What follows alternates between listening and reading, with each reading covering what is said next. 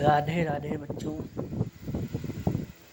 मैं अपने YouTube channel पर आप सभी का हार्दिक स्वागत करता हूँ। चलिए फिर देरी ना करते हुए आज की क्लास शुरू करता हूँ। क्लास शुरू होने से पहले रोज की तरह आज भी एक छोटी सी रिक्वेस्ट, एक छोटी सी प्रार्थना कि अगर आपको यह वीडियो अच्छा लगे तो लाइक, सब्सक्राइब, शेयर, कमेंट जरूर करें। इतनी मेहनत के बदले हम आपसे सिर्फ एक चीज मांग रहे हैं: सब्सक्राइब, लाइक। ये चारों चीजें अलग अलग नहीं हैं।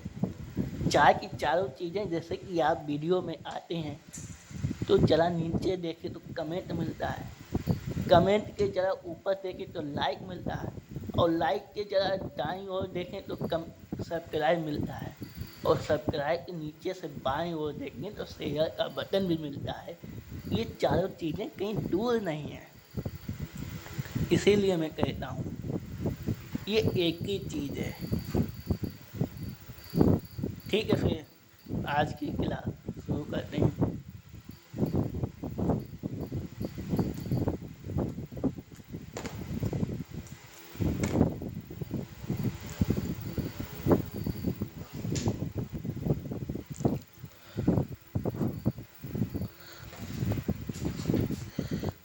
250 ml n/10 over n/10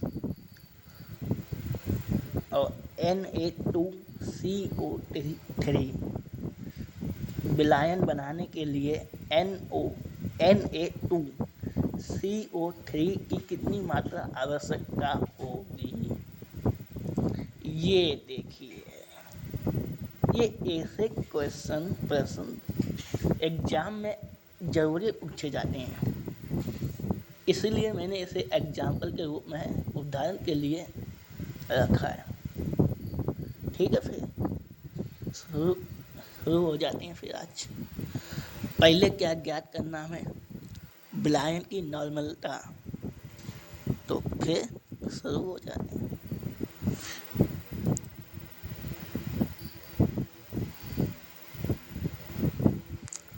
Vellayan की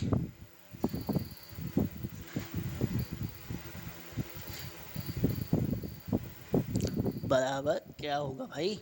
किसी को मालूम है? मालूम होना चाहिए। विलय का भार, और बटे में क्या आएगा भाई? विलय का, दिख रहा है ना? ओके, विलय का तुल्य।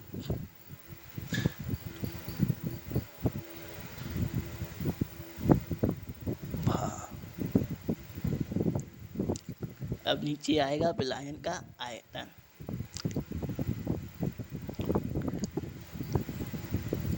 का आयतन, ओके। और ये सब किस में आएगा? लीटर में। ठीक है ना? ये क्या बात हुई? उसने कितनी मात्रा की आवश्यकता पूछी गई है, लेकिन आप तो यहाँ कुछ और ही नॉर्मलता दिखा रहे हैं। ये ऐसे तो काम नहीं बनेगा। हाँ, मालूम है मुझे, ऐसे काम नहीं बनेगा, पर ऐसे ही काम बनेगा। कैसे काम बनेगा?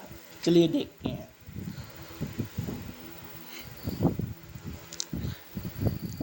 क्या है फार्मूला? क्या है? Na2CO3, यही है ना? अब का भार क्या होगा? W, स्मॉल w है ग्राम।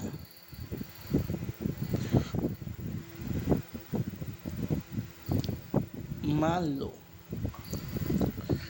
है नहीं, मानना है अपने लोगों को। मान लो Na2CO3 का भार W ग्राम है, मान लो, या लिख सकते हैं माना भी। माना। ठीक है ना। तो इससे हमें क्या मिलेगा, जैसा कि आपने पहले दिखाया था कि 4 ग्राम सोडियम वाला एग्जाम्पल, उसमें तो आपने 4 को ही विलय मान लिया था, विलायन भी मान लिया था, और इसमें आप W मानने कह रहे हैं। हाँ, क्योंकि उसमें विलय था 4 ग्राम। अगर आप भूल गए हों तो मैं आपको फिर एक बार याद दिला दूं, जो 250 ग्राम ml है वो मिलीलीटर में दिया गया है, और जो ये 250 ग्राम मिलीलीटर है वो विलायन का आयतन है।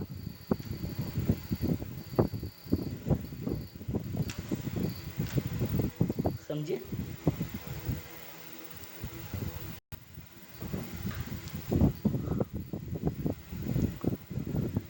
ये विलय नहीं है, विलय और विलायन की मात्रा हमेशा ग्राम में आएगी। ठीक है ना, इसीलिए W ग्राम मानने कह रहा है। चलते हैं फिर आगे। तो अब हम कैसे ज्ञात करेंगे, उसके लिए हमें ना, तो Na कहाँ पे है, NaCO3 का तुल्यकी भार। क्यों? क्योंकि ये W तो दिया ही गया है, और वो पूछ क्या है, पूछ तो ये विलय रहा है ना, कुछ और तो पूछ नहीं कि आवश्यकता कितनी हुई, विलयन बनाने के लिए आवश्यकता मात्रा कितनी होगी, तो हमें उसे तो W मानना पड़ेगा। जब हमने विलय को ही मान लिया, क्या विलय को क्या माना है, W, तो तुल्यकीय विलय को भी, विलय तुल्यकीय का भार जो ये दिया गया ना, विलय का तुल्यकीय भार, तो इसके लिए Na2CO3 का आरुभार दिख रहा है ना। ओके, आरुभार बटे 2। अब Na2CO3 का आरुभार कितना है, इसका है 106 बटे 2 आ जाएगा 53 कटिंग। समझ गए ना, तुल्यकीय भार निकल आया 53।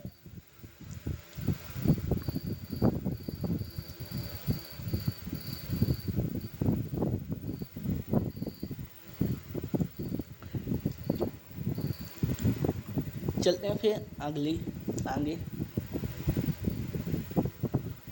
आगे हमें क्या ज्ञात करना पड़ेगा।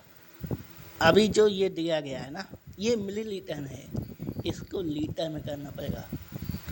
तो लीटर में करने के लिए क्या, Na2CO3 विलायन का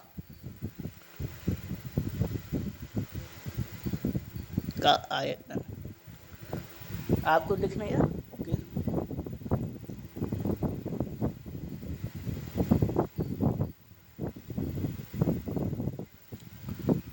का आयतन, तो वही बात है 250।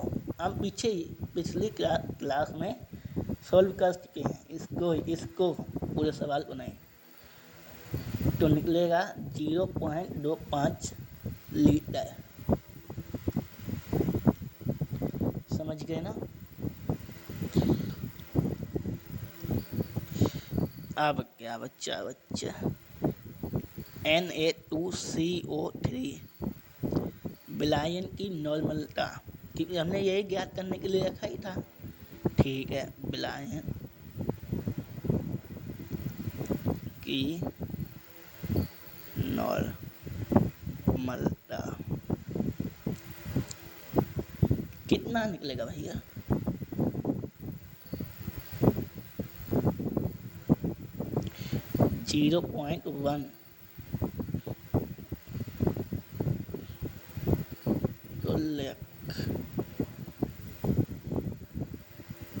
बटे लीटर।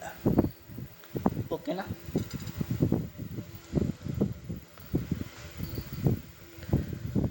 अब आप कह रहे होंगे ये कैसे ज्ञात किया।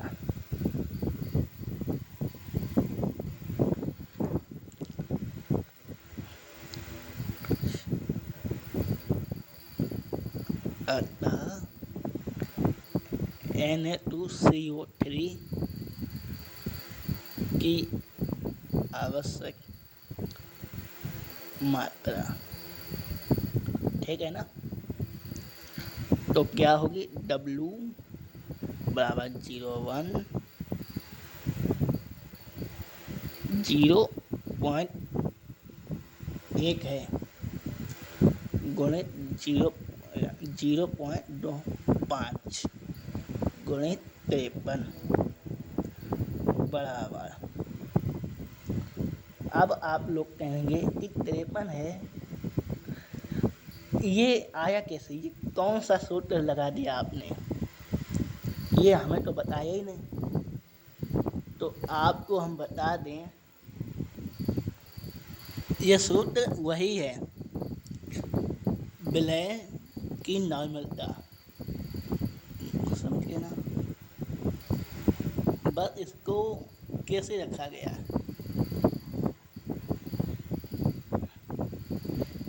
ये क्या है, ये हमारा दिया गया है ब्लाइंड की नॉर्मलता। अगर इसको हम यहाँ देखिए इधर रख लें, ठीक है ना। और ये क्या हमारा है, ये आयतन है, इसको अगर हम नीचे रख दें, और हमारा ये क्या है 53 भैया जी, क्या निकला है, ये निकला है। तो लिखिए भाई, ये रखने, तो बच्चेगा हमारे पास W ज्ञात करना, इसीलिए इसको इस मात्रा में लिखा। ये सब अगर सॉल्व होगा तो सब आगे गोले में जाएगा, और जब ये सब गोले में जाएगा तो इसका मान निकलेगा भैया जी 3 ग्राम, ठीक है ना। और यही आंसर है।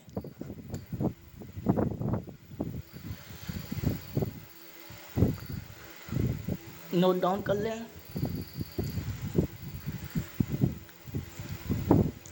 फिर चलते हैं अगले सवाल की तरफ। देखते हैं तीसरा उदाहरण। हम सोच रहे हैं इस उदाहरण को जल्द से जल्द निपटाया जाए।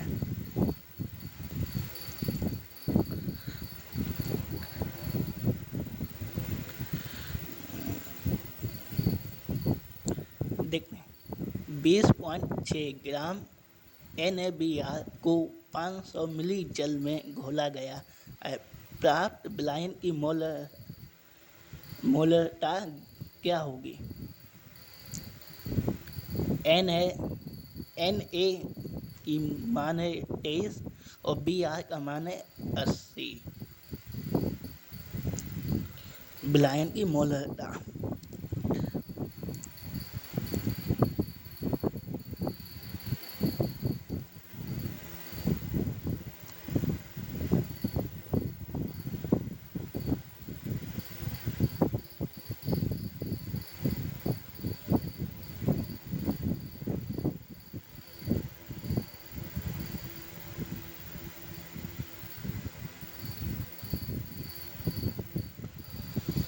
विलायन की मोलरता NaBr के मोलों की संख्या और बट्टे में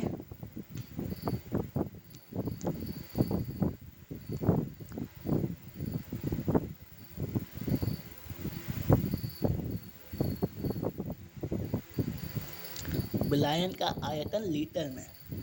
इंग्लिश में इसलिए लिखा कि जगह कम है यूज हो।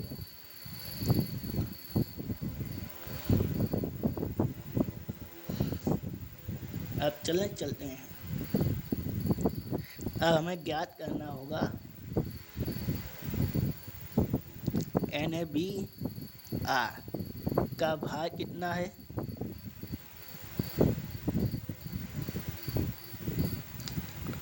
बीस 20.6 ग्राम, जो कि ये दिया गया बस।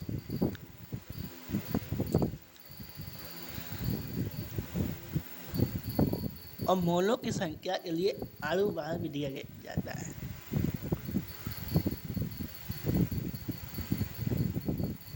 समझे ना? या इसको ये कट करके NaBr का भार और बटे NaBr का आड़ू भार समझा देता हूँ या लिखे देता हूँ अलग। फार्मूला कुछ इस प्रकार, आपको याद होना चाहिए कि NaBr का भार NaBr का आड़ू भार और नीचे ब्लाइन का आयत नहीं रहेगा। तो अब NaBr का आड़ू भार बराबर 23 + 80 बराबर 103।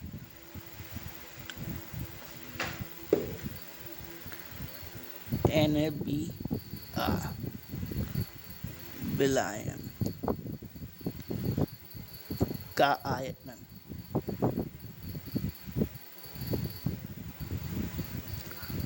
500 है ना, उसमें 1000 का भाग दे दो तो 0.50 लीटर मिलेगा। भैया जो लीटर लिखा है,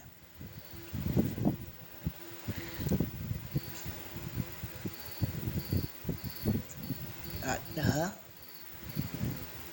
NaBr विलायन की मोलरता बराबर 20.6/103 और 0.5 तो बराबर आएगा 4।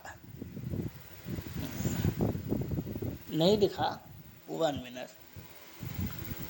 क्लियर फुटेज मोल पर लीटर।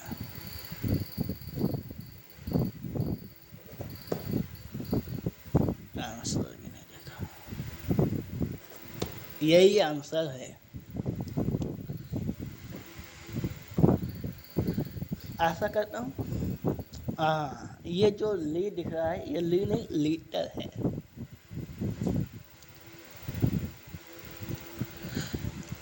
इतने ही एग्जाम्पल उदाहरण थे। अब आगे चलेंगे फिर वही पुराना रूटीन।